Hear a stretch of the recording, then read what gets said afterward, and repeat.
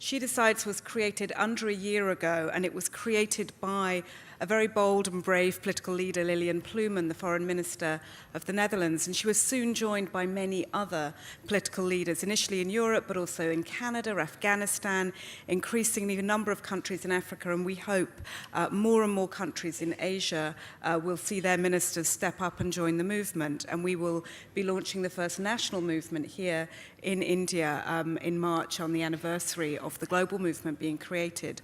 And what we're about is uniting that political force and community support, finding all of our creativity and energy and activism for a world where every girl and woman can decide what to do with her body, with her life, and with her future without question. And what we know is that when she decides, the world is better, stronger, safer.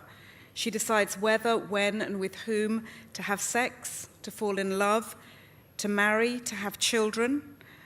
She has the right to information, to healthcare, to choose. She is free to feel pleasure, to use contraception, to access abortion safely, to decide. Free from pressure, free from harm, free from judgment and fear. Because when others decide for her, she faces violence, forced marriage, oppression. She faces risks to her health, to her dignity, to her dreams, to her life. When she does not decide, she cannot create the life she deserves, the family she wants, a prosperous future to call her own. And we and you and he and they are uniting, standing together with her so she can make the decisions only she should make.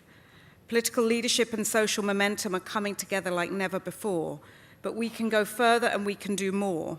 And from today, we fight against the fear, we right the wrongs, we mobilize political and financial support, we work to make laws and policies just, we stand up for what is right, and together we create that world that is better, stronger, safer, but only if and only when she decides.